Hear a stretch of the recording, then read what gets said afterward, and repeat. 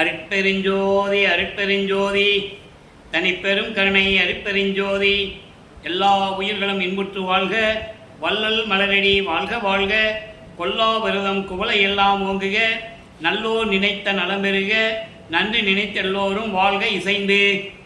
உலக மக்களே, அறிவார்ந்த அன்பர்களே, ஆண்மநேய ஒருமைப்பாடுடைய அன்பர்களே, நமது வல்லற்பமானவர்கள் ஒரு தாயின் வழியாக இந்த பூலோகிற்கு வருவிக்க உற்று இறைவனுடைய திருவிளையாடல் எப்படியெல்லாம் நடந்தது என்பதையும், நமது பிள்ளை பெருமானவர்கள் சென்னையிலே இருந்த காலகட்டங்களில், தோன்றும் துணையாக இருந்த காலகட்டங்களில், 33 ஆண்டுகள் சென்னையிலே இருந்த காலகட்டங்களில் நமது பிள்ளை பெருமானுடைய நிலை என்ன என்பதையும், இறைவன் தன் மகனுக்கு எப்படியெல்லாம் அருளை கொடுத்து கொண்டிருந்தார் என்பதையும் திருவற்பாவின் பாடல் மூலமாக நாம் பார்த்து கொண்டிருக்கிறோம்.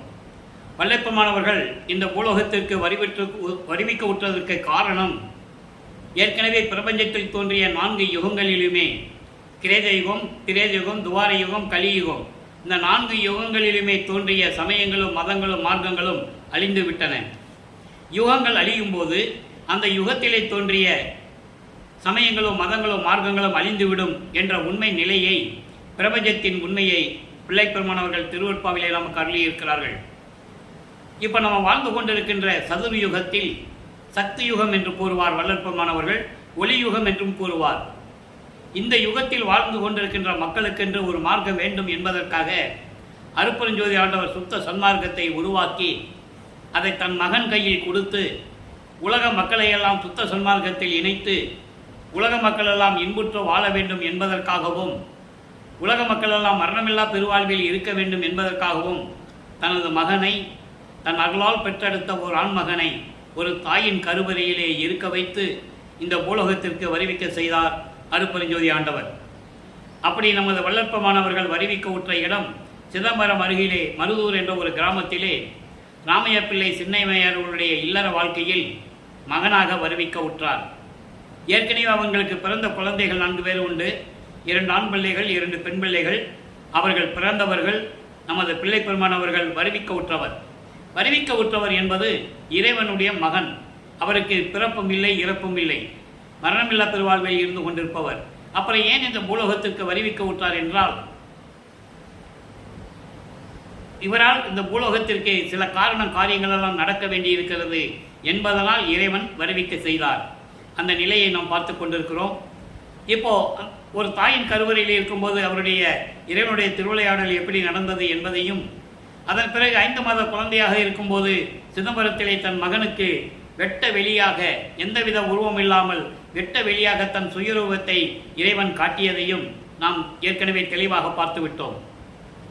சிறிது காலகட்டங்களில் ராமையா பிள்ளை அவர்கள் இறந்தவுடனே சின்னையம்மை அவர்கள் இந்த குழந்தைகளை அழைத்து கொண்டு சின்னக்காவனம் என்ற ஒரு கிராமம் இருக்கிறது பொன்னேரி அருகில், அங்கே செல்லுகிறார்கள். சில காரணங்களால் இருக்க முடியவில்லை. சென்னையிலே வந்து குடியேறுகிறார்கள். அவர்கள் குடியேறிய பகுதி ஏழுகிணர் பகுதியில் இருக்கின்ற வீராசாமி தெருவிலே வந்து குடியேறுகிறார்கள். இதுதான் முன்னுரை. நமது பிள்ளை பெருமானவர்கள் வளர்ந்து கொண்டிருக்கிறார். நமது குழந்தை இறைவன் அவரை பள்ளியில் சேர்க்க வேண்டும். பள்ளியில் சேர்க்கிறார்கள். இதில் ஒன்று நீங்கள் நல்லா கவனிச்சுக்கணும். ஏற்கனவே தினமும் நம்ம சொல்கிறது தான்.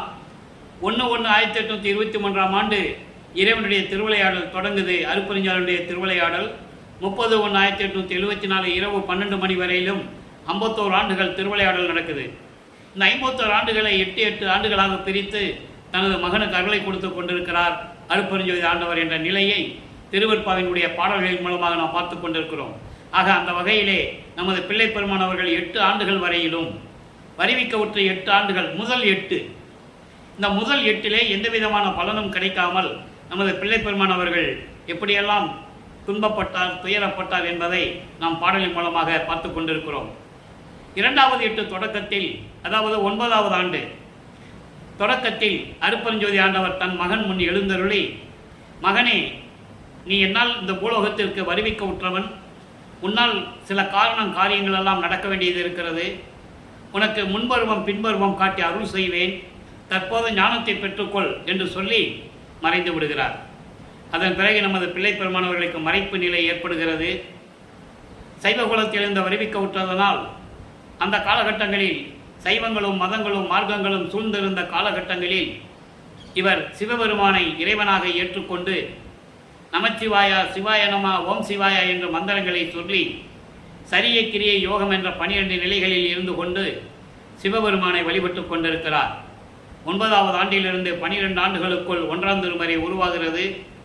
1ஆம் திருமுறை 8 பதிகங்கள், 712 பாடல்கள்.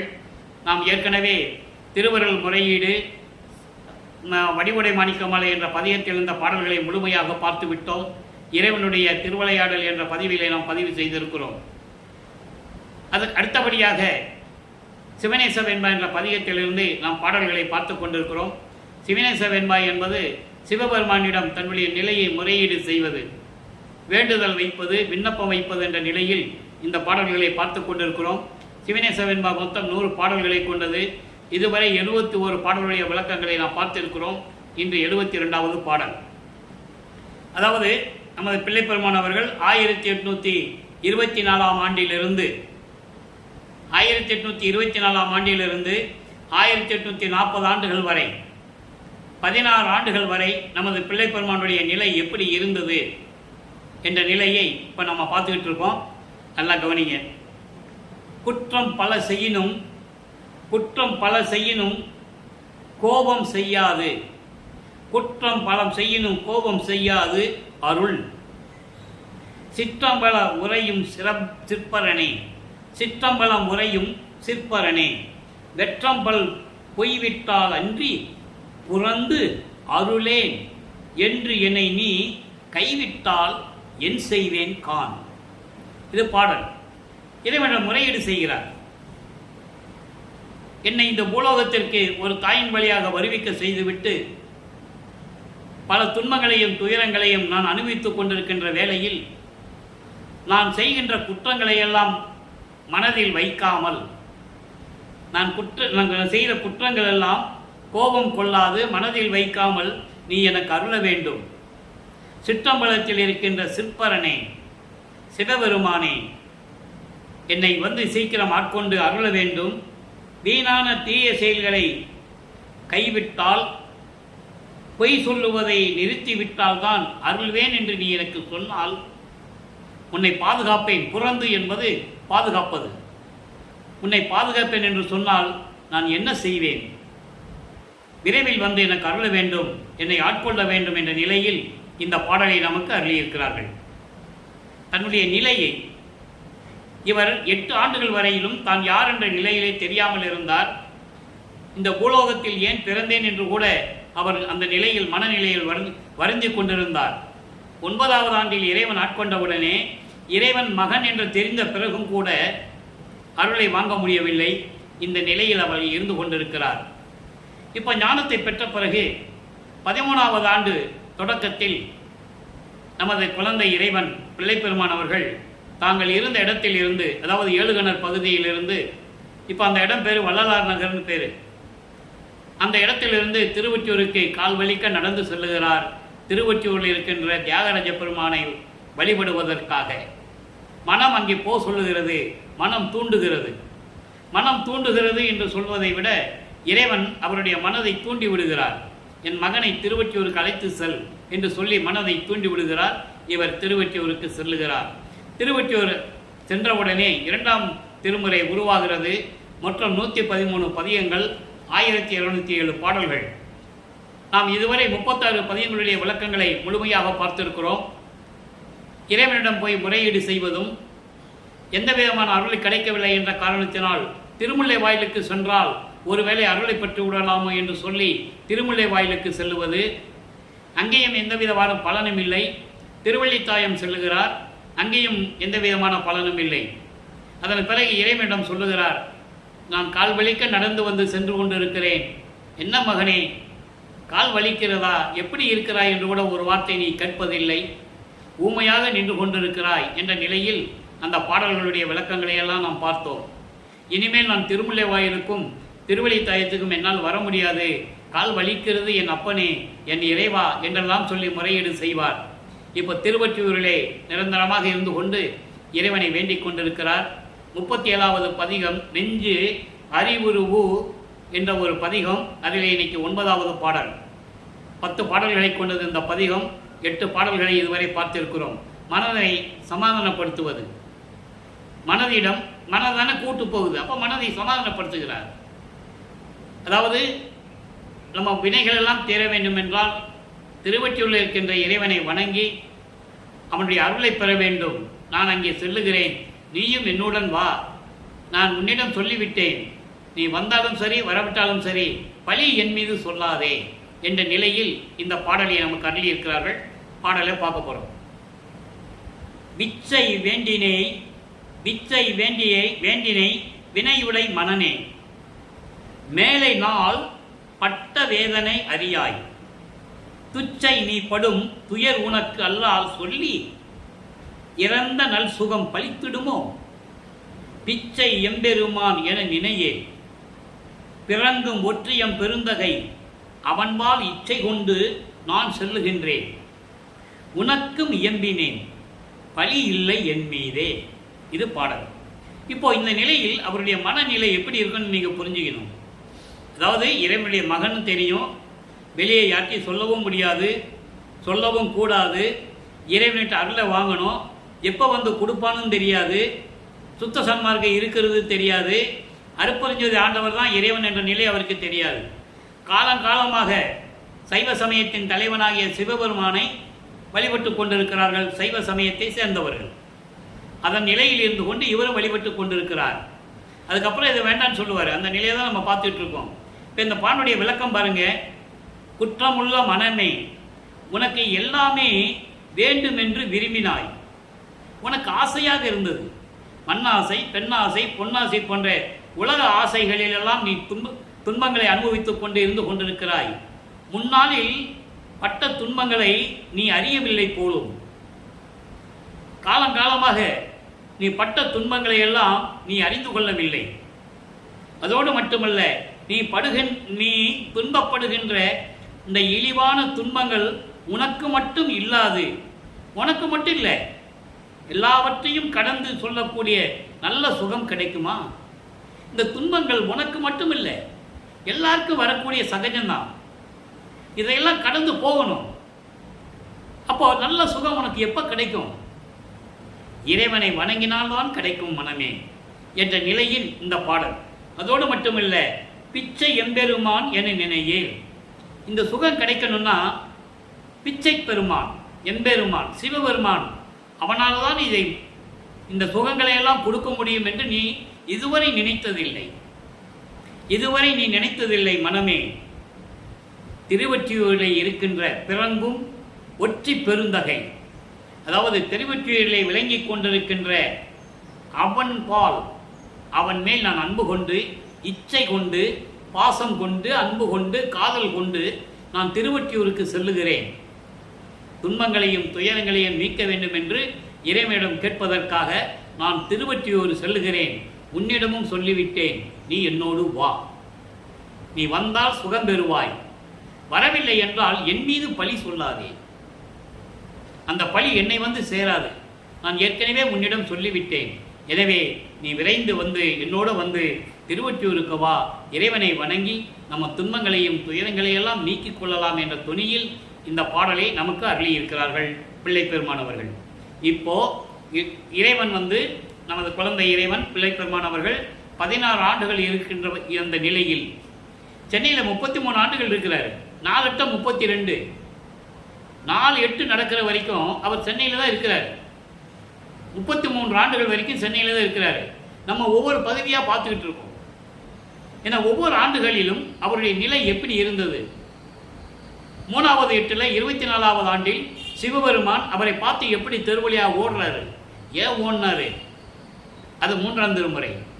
4ஆம் திருமுறையில் இவருக்கு திருமணம் நடந்தது, மாணவர்கள் எல்லாம் வந்து வாழ்த்தியது, இவர் வீட்டை பூட்டி உள்ளே உட்கார்ந்து இருக்கும்போது இறைவன் தெருவழியாக வந்து தன் மகனுக்கு எப்படியெல்லாம் அருளை கொடுத்தது என்ற நிலைகளை எல்லாம் நாம் அருப்பெருஞ்சோதி ஆண்டவர் திருவிளையாடல் என்ற பதிவிலே 400 பதிவுகளிலே நாம் ஏற்கனவே பதிவு செய்து விட்டோம். இருந்தாலும் இன்னும் சில விளக்கங்கள் உலக மக்களுக்கு சொல்ல வேண்டியது இருக்கிறது.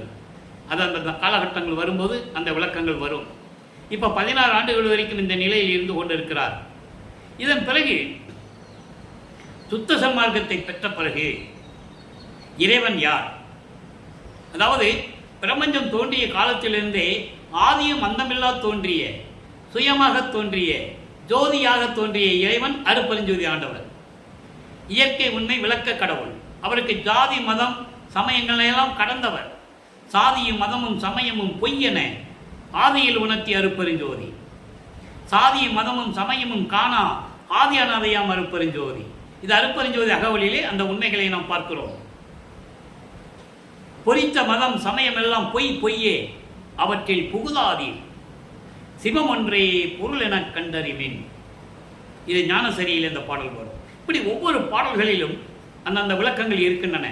ஆக அப்படிப்பட்ட இறைவன் இப்பொழுது அருட்பெருஞ்சோதி ஆண்டவர் தான் தனது தந்தை. அருட்பெருஞ்சோதி ஆண்டவர் தான் நம்மிடம் திருவிளையாடல் செய்து கொண்டிருக்கிறார்.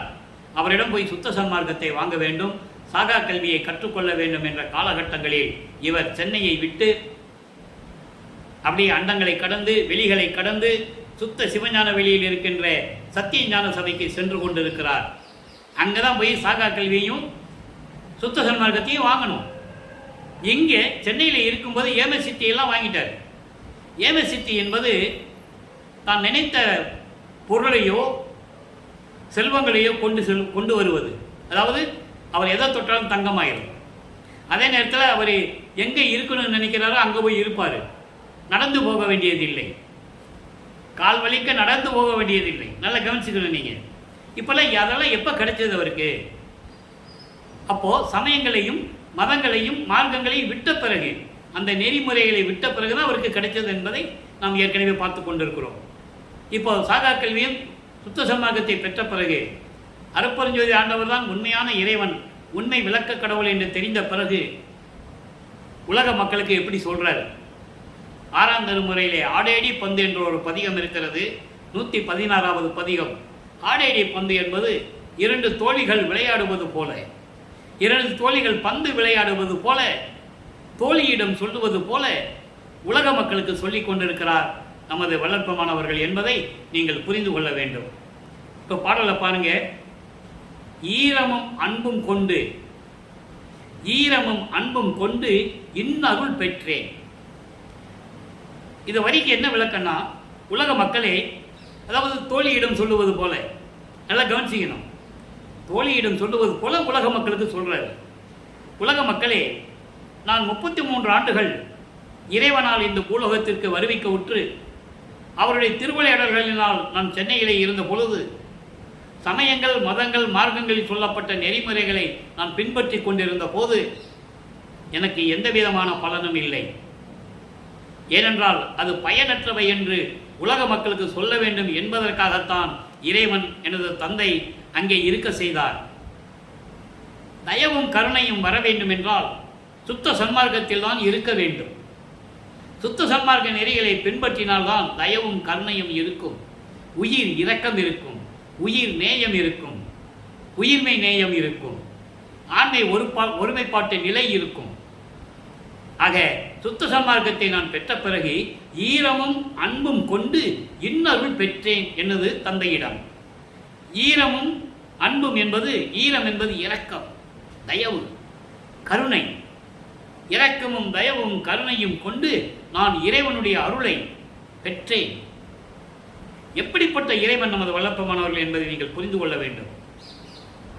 அருட்பெருஞ்சாண்டவர் தனது ஒரு கூரை, அதாவது கூறு என்பது ஒரு பகுதி, ஒரு பகுதியை தன் அருளால் ஒரு ஆண்மகனை பெற்றெடுத்து உலாவ விடுகிறார்.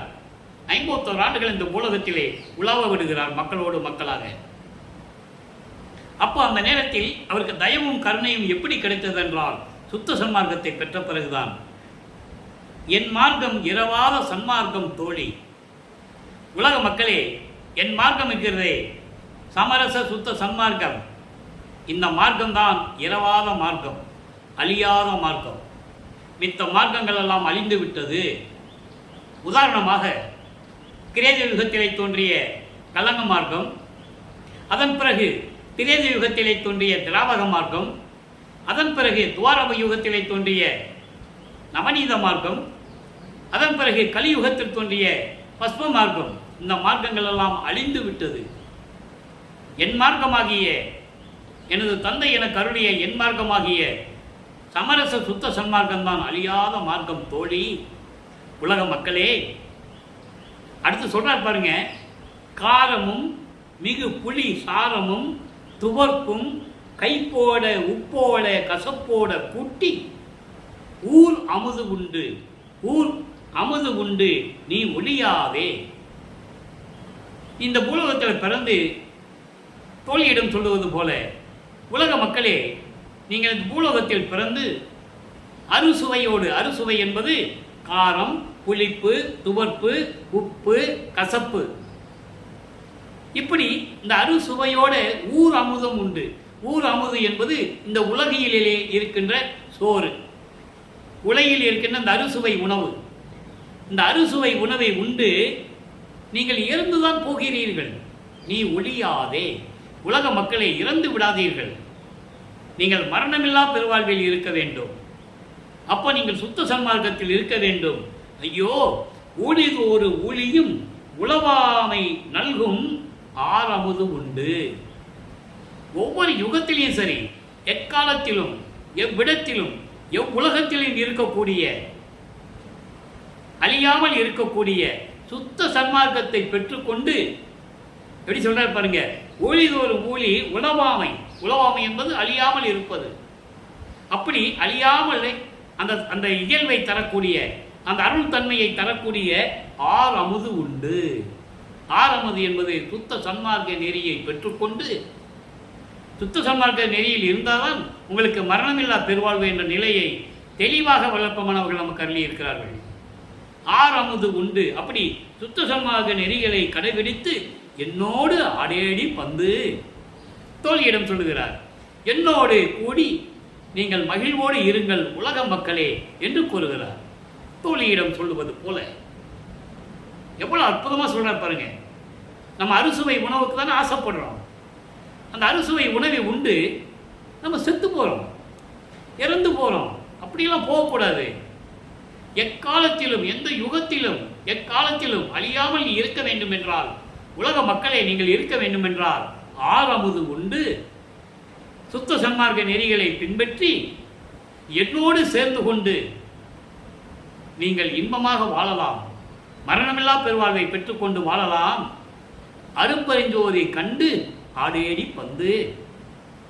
அருப்பெருஞ்சோதி கண்டு, கண்டு என்பது உண்மையான இறைவனை தெரிந்து கொண்டு, இயற்கை உண்மை விளக்க கடவுளாக அருப்பெருஞ்சோதி ஆண்டவரை நீங்கள் உண்மையான இறைவன் என்று தெரிந்து கொண்டு, அந்த இறைவனை வணங்கி சுத்த சன்மார்க்க நெறிகளை பின்பற்றி கொண்டு நீங்கள் மரணமில்லா பெருவாழ்வை பெற்றுக்கொண்டு இந்த உலகிலே நீங்கள் வாழ்வாங்கு வாழ வேண்டும், நோயற்ற வாழ்வில் நீங்கள் வாழ வேண்டும், இறைவனிடம் எல்லா செல்வங்களையும் பெற்று வாழ வேண்டும் என்று இந்த பாடலின் மூலமாக நமக்கு அருளி இருக்கிறார்கள்.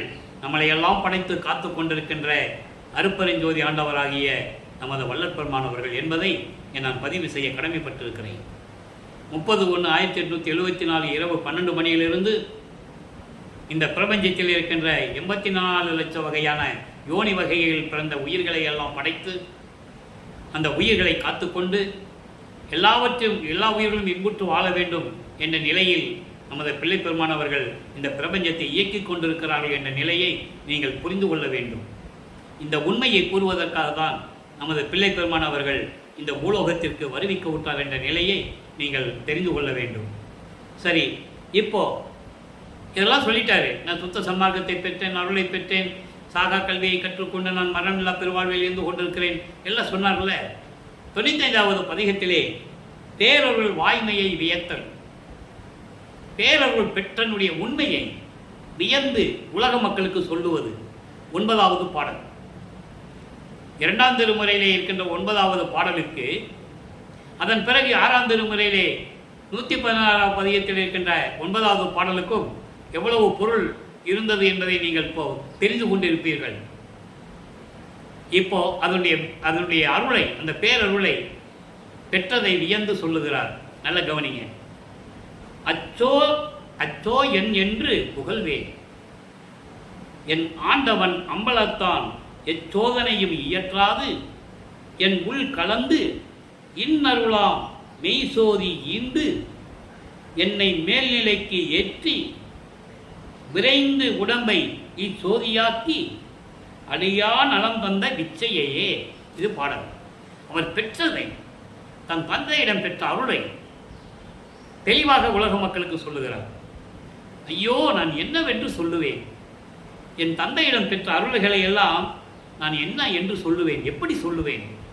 என் ஆண்டவன் இருக்கிறானே, அம்பலத்தில் இருக்கின்ற ஆண்டவன் எனக்கு எந்த சோதனையும் எந்த நிபந்தனையும் கொடுக்காமல்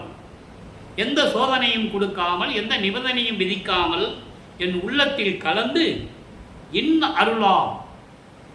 அருள் என்பது இறைவனுடைய வலிமையான அருளை கொடுக்கக்கூடிய அருட்பெருஞ்சோதியை எனக்கு ஈந்து எனக்கு கொடுத்து அருட்பெருஞ்சோதியை தன் தந்தையிடம் பெற்றதை கூறுகிறார். ஈந்து மேல்நிலைக்கு ஏற்றி, இந்த மேல்நிலை என்ற வார்த்தைக்கே விளக்கங்கள் நம்ம சொல்லணும்னா நிறைய சொல்லலாம், நமக்கு தான் நேரம் பத்தலை. மேல்நிலை என்பது கடவுள் நிலை அறிந்து அம்மயமாகக்கூடிய ஒரு நிலை. ஏமசித்தி, சாகா கல்வி, தத்துவங்களை நிகரம் செய்தல், கடவுள் நிலை அறிந்து அம்மயமாகக்கூடிய நிலை. அந்த நிலைதான் மேல்நிலை, கடவுளுக்கு இணையான ஒரு நிலை. தத்துவங்களை நிகரம் செய்தல் என்பது தத்துவங்களை கடப்பது. தத்துவங்கள் என்பது 36 தத்துவங்கள், அதற்கு தேவையான 60 தத்துவிகள் இருக்கின்றன. மொத்தம் 96 தத்துவங்கள். இந்த தத்துவங்களை தான் பிரித்து பிரம்மனுக்கும் திருமாலுக்கும் ஈஸ்வரனுக்கும் கொடுத்தது. இந்த 60 தத்துவங்கள் என்பது மகேஸ்வரன், சதாசிவம் போன்ற தலைவர்களுக்கு கொடுத்தது. ஆக இதையெல்லாம் தாண்டி தான் மேல்நிலை என்ற ஒரு பொருள் உண்டு. அதான் கடவுள் நிலை அறிந்து அம்மயமாகக்கூடிய நிலை. அந்த நிலைக்கு என்னை ஏற்றி வைத்து உடனே உடம்பை இச்சோதியாக்கி, நான் இந்த பூலோகத்தில் எடுத்த நிலவ மனித பிறவி, மனித உடம்பு, அழியக்கூடிய உடம்பு, அந்த உடம்பை அருட்பெருஞ்சோதியாக்கி. நல்லா கவனிக்கணும், இறைவன் தன் மகனோடு கலந்து அருட்பெருஞ்சோதியாகிவிட்டார்கள் என்பதை இங்கே கூறுகிறார். என் உடம்பை அருட்பெருஞ்சோதியாக்கி அழியா நலம் தந்த, மரணமில்லா பெருவாழ்வை கொடுத்த அந்த வித்தையை, அந்த விச்சையை, அந்த அதிசயத்தை நான் எப்படி சொல்லுவேன்? உலக மக்களே, எனது தந்தை என்னை ஆட்கொண்டு அவர் கொடுத்த அந்த அருள்களை எல்லாம் நான் எப்படி சொல்லுவேன் என்று கூறுவார். ஏறா நிலை வீசை ஏற்றி எந்தனக்கே 6 காட்டிய அருட்பெருஞ்சோதி அகவலிலே உண்டு. அதன் பிறகு கடத்திய அருட்பெருஞ்சோதி என்று சொல்லுவார். ஏறாறு நிலை வீசை எந்தனக்கே ஈண்டு 6 கடத்திய அருட்பெருஞ்சோதி என்று சொல்லுவார். ஆக தத்துவங்களை நிக்கரம் செய்தலை திருவொற்பாவிலே அருட்பெருஞ்சோதி அகவலிலே 6ஆம் திருமறையிலே தெளிவாக கூறியிருக்கிறார்கள். அதோடு மட்டுமல்ல, 7 உலக அவத்தை விட்டு ஏறினேன் மேல்நிலை, அதை தான் இங்கே சொல்றாரு, மேல்நிலை ஏற்றி. இன்னொரு பாடலிலே சொல்லுவார், 7 உலக அவத்தை விட்டு ஏறினேன் மேல்நிலை, ஊழிதோறும் ஒளி உயிர் தலைத்து ஓங்கினன். அது ஆடையடி பந்தல் சொல்றார் பாருங்க. நீங்க ஒவ்வொரு யுகத்திலையும் இருக்க வேண்டும் என்றால், அழியாது இருக்க வேண்டும் என்றால், சுத்த சன்மார்க்கத்தில் இருக்க வேண்டும் என்ற பாடலை பார்த்தோம். அதை அங்கு சொல்லுவாரு, ஊழிதோறும் ஒளி, அதாவது இருந்தாலும் சரி, ஒவ்வொரு யுகத்திலையும் நான் இருந்தாலும் எனக்கு அழியா உடம்பை அளித்தனன், உயிர்தலைத்து ஓங்கினன். 7 உலக அவத்தை என்பது நான் ஏற்கனவே நிறைய விளக்கங்களை கொடுத்திருக்கிறேன். 5 ஆண்டுகளாக நம்ம யூடியூப்பில் பேசிகிட்டு இருக்கோம். திருவருட்பா பற்றி எல்லா விளக்கங்களும் நான் கொடுத்துருக்கிறேன். நீங்கள் எந்த சந்தேகம் இருந்தாலும் நமது யூடியூப் சேனலில் நீங்கள் பார்த்துக்கலாம். ஆக 7 உலக அவத்தை என்பது 7 வகையான பிறப்பு வகைகள், இறப்பு வகைகள். அதை அகவலிலே கூறுவார். ஊர்வன, பரப்பன, உருவன, நடப்பன, 6 உற காத்தல் அருட்பெருஞ்சோதி. அங்கே 4 நிலைகளை சொல்லுவார். ஊர்ந்து செல்லக்கூடிய உயிரினங்கள், பறந்து செல்லக்கூடிய உயிரினங்கள், நடந்து செல்லக்கூடிய உயிரினங்கள், தாவரங்கள். இந்த 4 நிலைகளிலும் இறப்பு பிறப்பு உண்டு. அதே நிலையில் நீரில் வாழக்கூடிய உயிரினங்கள், அதற்கும் இறப்பு பிறப்பு உண்டு. இது இல்லாமல் தேவர்கள், மனிதர்கள், 4 1 5 2 7, இந்த 7 வகையான நிலைகளில் இருக்கின்ற பிறப்பு இறப்புகளை எல்லாம் தாண்டி நான் மரணமில்லா பெருவாழ்வில் இருக்கின்றேன் என்று சொல்லுவார். அதான் மேல்நிலைக்கு செல்லுவது. இறைவனுக்கு பிறப்பு இறப்பு இல்லை, மரணம் இல்லை, இல்லையா? ஆக இந்த நிலைகளெல்லாம் இருக்கும்போது சொல்லுவார், இதை பார்த்து ஆலியானும் அயனும் அதிசயத்திட, ஆலியான் என்பது பார்க்கடலிலே பள்ளி கொண்ட திருமால், அயன் என்பவன் பிரம்மன். இவர்களெல்லாம் அதிசயத்திட என்பது அதிசயமாக பார்க்கிறார்கள். ஏனால் பிள்ளைப்பெருமான் அவர்கள் பிரம்மனால் படைக்கப்பட்டவர் அல்ல, திருமாலால் காக்கப்பட்டவர் அல்ல. அவங்களாம் அதிசயிக்கும்படி என்னுள் வாழி, என் உள்ளத்திலே வாழ்ந்து கொண்டிருக்கின்ற அருப்பெருஞ்சோதியர் மன்னவே என்று கூறுவார் அந்த பாடலிலே. செத்து செத்து பிறக்கும் இந்த தேவர்களெல்லாம் என் முன் வழியிலர் என்று கூறுவார். ஆக எல்லாருமே தேவர்கள் முதல் பிரம்மன் திருமால் முதல் ஒவ்வொரு யுகத்திலேயும் அவர் பிறக்க வேண்டும், அதன் பிறகு இறக்க வேண்டும், அதன் பிறகுதான் பிறக்க வேண்டும். இவர்களெல்லாம் இறந்து இறந்து பிறந்து வந்தவர்கள்.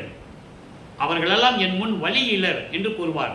வழியிலர் என்பது எனக்கு நிகரானவர்கள் அல்ல, எனது வலிமை, எனது அருள் வலிமை அவர்களை விட மேலானது என்று கூறுவார். அதனால்தான் பிரம்மனும் திருமாலும் தேவர்கள் எல்லாம் என்னை வந்து வணங்குகிறார்கள் என்று கூறுவார். அதுதான் மேல்நிலை. வாலி என்று வந்து, வாலி என்று என்னை அயன் மால் ஆதியோர் வந்து அருட்பேர் ஆளி என துதித்து ஏத்த புரிந்தாய். அற்புதம்! நீடூழி அன்றே எனக்கு சாகா வரமும் உகந்தளித்தாய். என்னுள் வாழி அருப்பெருஞ்சோதி நின் மன்னருளே என்று கூறுவார். பிரம்மனும் திருமாலும் மற்றும் தேவர்கள் எல்லாம் என்னை வந்து அருள் கடலே, கருணையின் கடலே, தயவும் கருணையும் உடைய இறைவனே என்று என்னை வந்து வணங்கி வாழ்த்துகிறார்கள். அந்த நிலையை எனக்கு ஏற்படுத்தி கொடுத்தாய். அந்த நிலைதான் மேல்நிலை. அந்த நிலைதான் மேல்நிலை. அவர்கள் கண் முன்னாலேயே எனக்கு சாகா வரத்தையும் கொடுத்தாய். அதுதான் மேல்நிலை என்ற நிலையை பிள்ளைப்பெருமான் அவர்கள் தெளிவாக இந்த பாடலிலே நமக்கு அருளியிருப்பார்கள். அதே போன்று சில விளக்கங்களெல்லாம் நாம் தர வேண்டிய ஒரு காலகட்டத்தில் இருக்கிறோம். வல்லப்பெருமான் அவர்கள் வருவிக்க உற்று 203 ஆண்டுகள் ஆகியும் கூட அவருடைய இறைநிலையை, அவர் கடவுளுடைய மகன், அருப்பெருஞ்சானுடைய மகன், அதனால்தான் இந்த பூலோகத்திற்கு வருவிக்க உற்று அதாவது சைவ சமயத்தில் இருந்து கொண்டு சிவபெருமானை வழிபட்டு கொண்டிருந்தார். ஏனென்றால் சுத்த சன்மார்க்கத்தை உலக மக்களிடம் சொல்ல வேண்டும் என்பதற்காக அந்த நிலையில் இருந்தார். அதன் பிறகு வேண்டாம் என்று சொன்னார். இந்த பிரபஞ்சத்தின் உண்மையை உலக மக்களுக்கு சொல்ல வேண்டும் என்பதற்காகத்தான் நமது வல்லப்பெருமானவர்கள் இந்த பூலோகத்திற்கு இறைவனுடைய மகனாக வருவிக்க உற்றவர். இந்த நிலையை யாருமே கூறியதில்லை. ஆக இப்படியெல்லாம் இருக்கும்போது இறைவனிடம் எப்படி நான் சாகா கல்வியை கற்றுக்கொண்டேன், எப்படி மரணமில்லா பெறுவதை கற்றுக்கொண்டேன், இந்த நிகழ்வெல்லாம் எப்படி சாத்தியமாகியது என்று உலக மக்களுக்கு சொல்லுகிறார்.